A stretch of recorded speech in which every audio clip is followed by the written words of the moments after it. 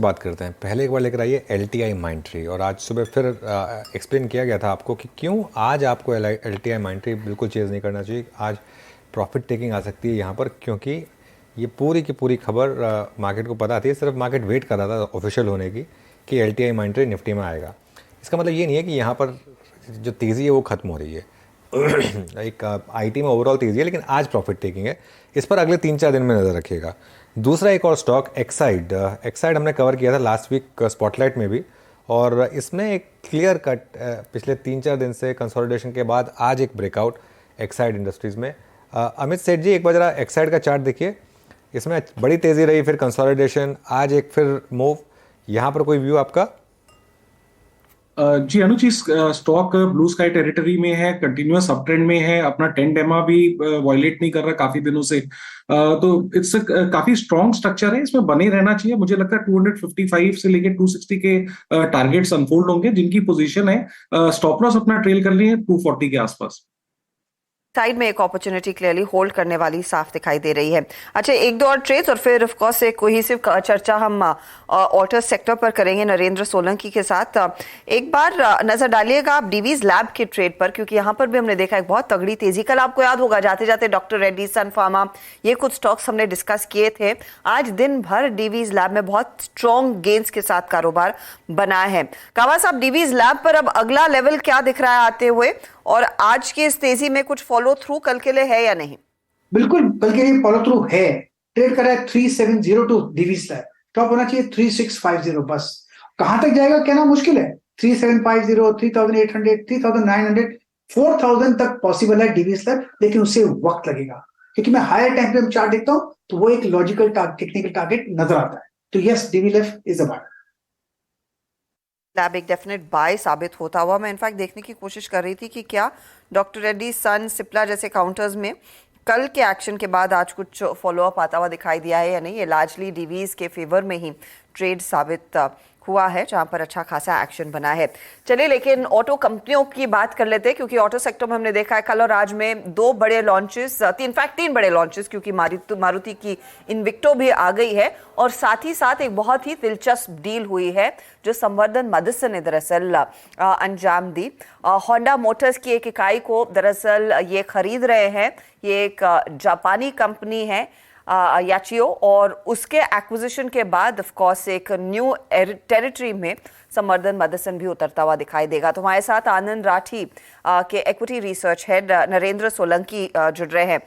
Narendra, of course usual suspects hero, Maruti and Bajaj, जिस पर हम आएंगे, लेकिन संवर्धन मदरसन जो आज का स्टार परफॉर्मर है, 6% के गेन्स, लार्जली ये जो एंटिटी इन्होंने अक्वायर की है, जिसमें 81% हिस्सा ये अक्वायर करेंगे, ये 4 व्हीलर 2 व्हीलर बिजनेस दोनों को केटर करती है, लेकिन लार्जली वो 4 व्हीलर बिजनेस दरअसल सैमल के हाथ में आने वाला है। इस पर्टिकुलर सौदे को आप लोगों ने कैसा पढ़ा? मार्केट ने जो सलामी दी है वो कितनी जायज है, और कितना और एडिशनल मूव देखने को मिल सकता है स्टॉक में? जी डेफिनेटली, जैसे आपने बताया याचियो के एक्विजिशन की न्यूज आई है, तो इसमें बता दें याचियो की एक सब्सिडरी है गोशी जिकेन करके, जो 2 व्हीलर सेगमेंट में है, और याची जो इटसेल्फ है वो 4 व्हीलर सेगमेंट में है। और अगर रेवेन्यूज की प्रोफाइल की बात करें तो around 35 to 38% 2 wheeler segment contribute करता है ओवरऑल जो कंपनी है उसका, याचिको का। और इसमें जो एक्विजिशन है वो ओनली 4 व्हीलर्स का होगा। इसमें company plastic parts, fuel tanks और सनरूफ्स जैसे प्रोडक्ट्स बनाती है, होंडा कंपनीज और भी काफी सारे ग्लोबल प्लेयर्स के लिए। तो इसमें संवर्धन को जो ये प्रोडक्ट्स लाइन है उसमें जो टेक्नोलॉजी, R&D और जो एग्जिस्टिंग प्लांट्स है, जो इनोवेशन है, उसमें काफी अपने प्रोडक्ट में वैल्यू एडिशन करने को मिलेगा। दूसरा एस्पेक्ट है इसमें फ्यूल टैंक्स में, अगर देखें तो जो कंपनी जो एक्वायर हो रही है उसका हाइड्रोजन फ्यूल टैंक्स में भी R&D काफी स्ट्रांग है। तो एक वो जो न्यू प्रोडक्ट सेगमेंट है, जैसे हम न्यू एप्लीकेशन है, हाइड्रोजन हो गया, इलेक्ट्रिक व्हीकल्स हो गया, तो उसमें भी एक अपॉर्चुनिटी निकल के आएगी संवर्धन के लिए। तो definitely deal point of view से काफी पॉजिटिव है कंपनी के लिए। और वैल्यूएशंस भी बहुत सस्ता नहीं है, तो काफी महंगा भी नहीं है, ठीक ठाक वैल्यूएशन है। अगर इसका कंपनी का मार्केट कैप देखें तो $230 मिलियन का मार्केट कैप है, और अराउंड टोटल वैल्यू है कंपनी की वो 168 पे डील हुई है 4 व्हीलर सेगमेंट की। तो जैसा मैंने बोला 62%, 62-63% 4 व्हीलर है। तो अगर आप कैलकुलेट करेंगे तो ठीक ठाक वैल्यूएशन भी है इसमें, तो काफी डेफिनेटली पॉजिटिव इम्पैक्ट होगा इसमें संवर्धन के लिए। ओके, ये सब कुछ बता रहे हैं, सिर्फ प्राइस नहीं बता रहे हैं। है बजाज ना, वाले ये पेशेंस टेस्ट कर रहे हैं मुझे पेशेंस लग टेस्ट रहा कर रहे है। हैं, पता नहीं, या तो हो सकता है कि कल की वो हार्ली के देखकर प्राइस उनको थोड़ा सा शॉक लगाओ, ये भी हो सकता है। और माइलेज भी बता रहे हैं 80 miles per gallon. Indian system से बताइए, वो तो यूएस सिस्टम हो गया। 130 किलोमीटर और गैलन में होते हैं आपके कितने? 3.5 लीटर, थोड़ा सा उससे ज्यादा। हाँ हाँ, तो ठीक है, मतलब करीब करीब। खैर, अगर आप ये बाइक लेने की सोच रहे हैं तो फिर माइलेज आपके दिमाग में नहीं होनी चाहिए, मतलब ठीक है ना, बाइक में तो माइलेज का कोई है। ये बाइक अगर आप ले रहे हैं तो आपका थॉट प्रोसेस दूसरा होना चाहिए। नरेंद्र जी, गुड आफ्टरनून। तो आयशर पर लेकर जो कल मूव आया, क्या वो ओवर रिएक्शन था या सही है? अब मार्केट यहाँ से थोड़ा डीरेट करेगा आयशर को, क्योंकि हीरो और हार्ली की जो प्राइसिंग थी वो वाकई में काफी शानदार है।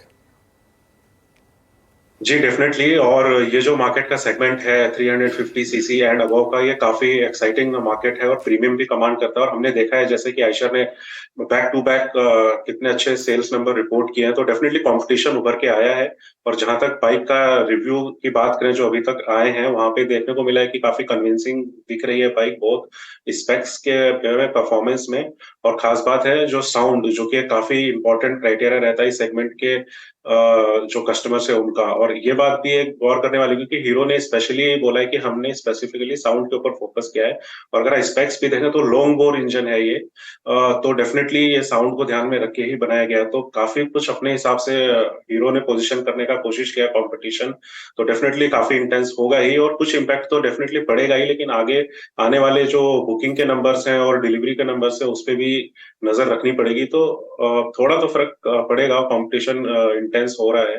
बाकी नंबर्स बताएंगे कि आगे जाके कि कितना कस्टमर्स की तरफ से एक्सेप्टेंस आती है। अच्छा, बात होगी टू व्हीलर स्पेस की पूरी। यहाँ पे नरेंद्र जी, मारुति पे आपका व्यू क्या है? इस वक्त 9921 अपने करियर के ऑल टाइम हाई पे है। इन्वेक्टो के लॉन्च के साथ दो बातें हुई, मतलब 2000 सीसी में लगभग 2 या फिर 2.5 डेकेड से जो स्पेस खाली पड़ा हुआ था, जो टाटा ने टाटा सफारी के साथ या फिर महिंद्रा ने स्कॉर्पियो के साथ या फिर XUV500 या फिर 700 के साथ अब तक लूट रखा था, फाइनली मारुति की 2000 सीसी में अब एक प्रेजेंस होगी। अब उनकी सबसे सस्ती गाड़ी लगभग 4.5 से लेकर करीब 35 लाख तक जाएगी, और करीब करीब मेरे ख्याल से 18 या 19 गाड़ियां हैं उनके पास। मारुति को इन बदले डायनामिक्स के बीच में आप कैसे अप्रोच करेंगे, और आपका कन्विक्शन मारुति पर क्या बनता है इस वक्त, और लक्ष्य क्या होंगे मारुति पर? जी, इसमें जो न्यू प्रोडक्ट लॉन्चेस है, स्पेशली जो एसयूवी सेगमेंट है, उसमें अगर आप मारुति का स्ट्रेटेजी देखें तो वो हाइब्रिड स्ट्रेटेजी के साथ इन्होंने एंटर किया है। और ये फिलहाल तो बाकी के प्लेयर्स ये स्ट्रेटेजी फॉलो नहीं करें तो डेफिनेटली कुछ बेनिफिट यहाँ पे मिलता हुआ दिख सकता है कंपनी को। हालांकि फिलहाल जो कंपनी का ओवरऑल पोर्टफोलियो है उसमें मिड रेंज और स्मॉल कार्स का हैवी है, तो उसका डेफिनेटली इम्पैक्ट कुछ टाइम के लिए तो रहेगा ही मारुति के अंदर। लेकिन जो नया प्रोडक्ट है वो काफी प्रॉमिसिंग दिख रहा है, और यहाँ पे डेफिनेटली कुछ तो एड होगा मारुति के ओवरऑल बिजनेस में। लेकिन मारुति के खेमे से इतनी, ये तो काफी महंगी गाड़ी साबित हो रही है इनका, ये एब्सोल्यूट टॉप एंड पर आई है।